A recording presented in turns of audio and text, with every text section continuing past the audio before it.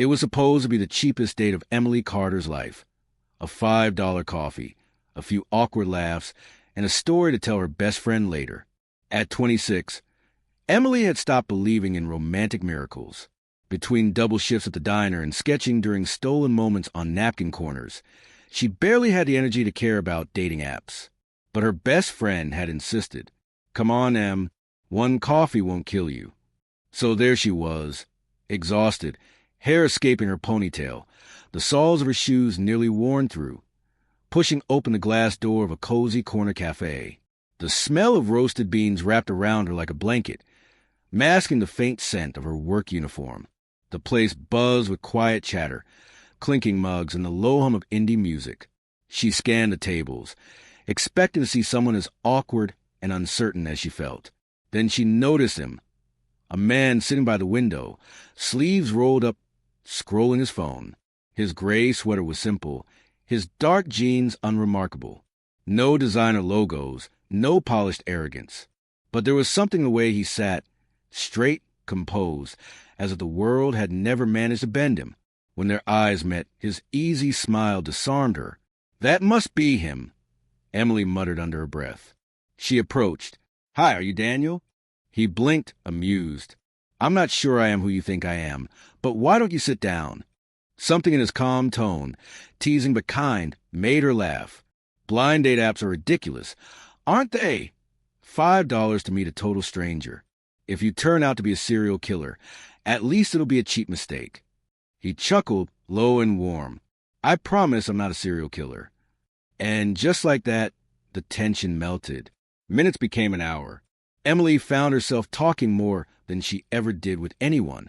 She told him about her double shifts, about sketching customers on napkins, about saving every penny for a dream she wasn't sure she could afford anymore.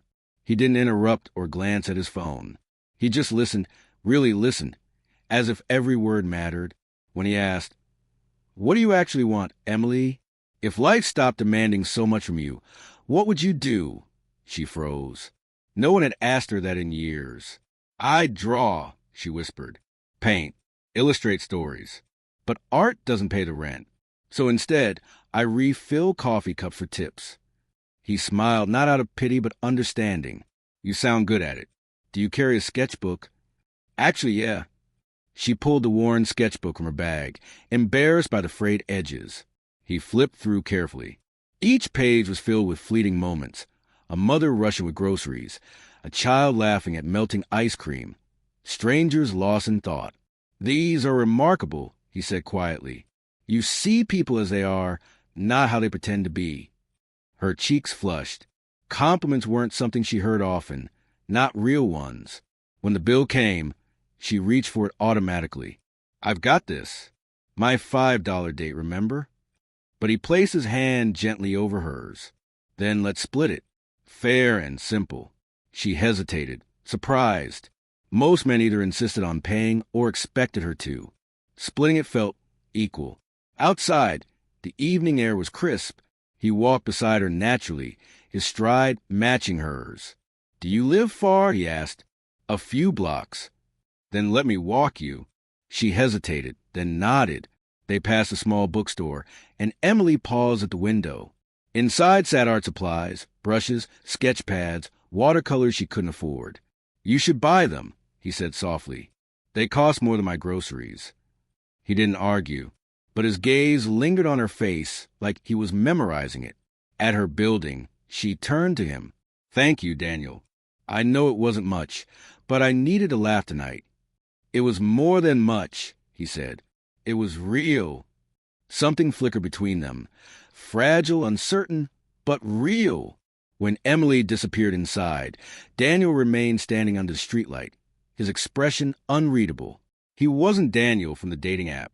He was Daniel Hawthorne, a millionaire entrepreneur, a single father, and one of the most private men in the city. He'd only come into the cafe to escape a suffocating business dinner. Fate, or a simple mistake, had seated them across from each other. The next morning, Emily tried to shake off the memory of that night. It was just a mix-up. She'd never see him again. But fate wasn't done yet. That afternoon, while juggling groceries in her purse outside a corner store, She almost collided with him. "Daniel," she gasped. He turned, smiling. "Emily, what are the odds?" She laughed nervously. "Pretty slim. I was just picking up a few things for my son." She blinked. "Your son, Jacob, 6 years old. A handful, but he's my world." Something in her softened. The image of him, calm, grounded, confident, now had a warmth she hadn't seen before. "That's sweet. I babysit sometimes. Kids wear me out, but they're honest. No filters." He chuckled. "That's why I love mine. Would you like to meet him? Not today, maybe sometime." She hesitated, surprised by the invitation, but found herself smiling. "Maybe I'd like that." A week later, she did. The park was alive with children's laughter and rustling leaves. She spotted Daniel near the swings, kneeling beside a boy with tousled brown hair. "Hi," Emily said softly. Daniel looked up, smiling. "Emily, this is Jacob." The little boy waved shyly. "Hi." She crouched down. "Shoelaces are tricky. I still mess mine up sometimes." Jacob giggled, and something inside Emily melted. She watched Daniel guide his son's hands patiently, never losing his calm. It wasn't charm that drew her in. It was the quiet tenderness of father fully present. For the rest of the afternoon, they walked, laughed, shared stories. The sunset painted the sky gold, and Emily realized she hadn't felt this light in years. Yet when she returned home, that warmth turned to fear. He wasn't just kind. He wasn't just a single dad. He was something more. Someone she could never belong to. She told herself to stop seeing him. But fate wasn't listening. It was a late Thursday when she finished her double shift, the city cold and half asleep. As she stepped outside, a familiar car slowed beside her. "Need a ride home?" Daniel's voice cut through the night. She hesitated. The bus would take forever. "All right." Inside, the car smelled faintly of leather. The dashboard was sleek, the hum of the engine too smooth. This wasn't a car owned by someone barely scraping by. "You didn't have to pick me up," she murmured. "I was nearby," he said.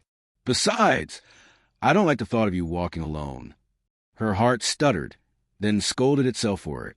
Silence filled the car until a voice came through the speakers. "Yes, sir. The board meeting's confirmed for tomorrow. Investors will be there." Emily froze. "Board meeting? Investors?"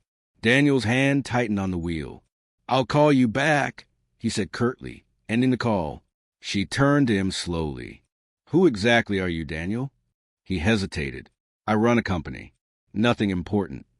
"Nothing important?" she repeated, voice sharp. For the first time, he looked uneasy. "Can we not do this tonight? It's late." She said nothing, but the silence between them felt like a wall. When he pulled up at her building, she opened the door quickly. "Good night, Daniel."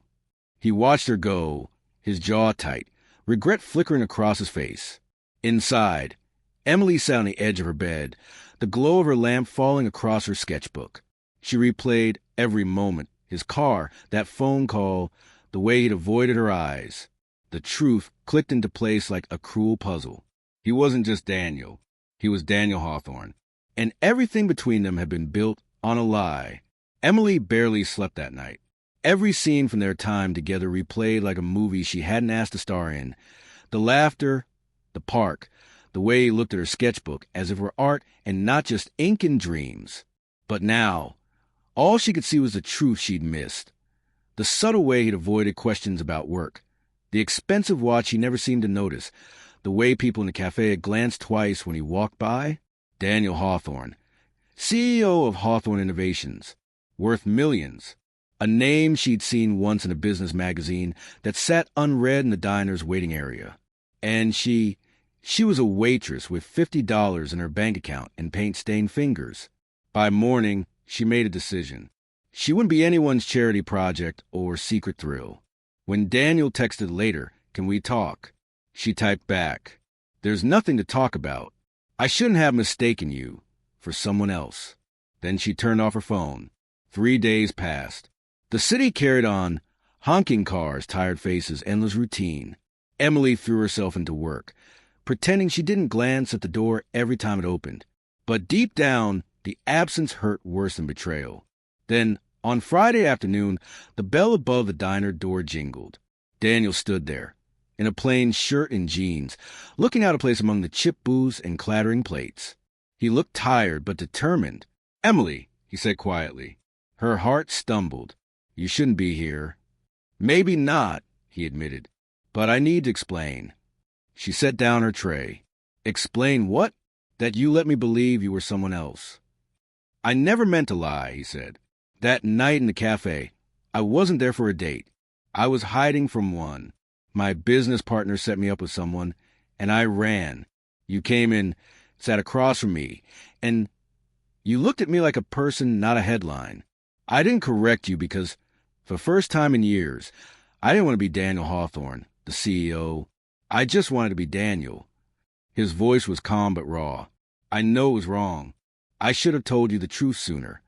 Emily crossed her arms, masking the ache in her chest. "You think honesty after the fact fixes everything?" "No," he said softly. "But maybe it's a start." She stared at him, torn between anger and longing. He looked sincere, too sincere. But the walls she'd spent her life building wouldn't crumble easily. "Please," he said, almost a whisper, "just hear me out."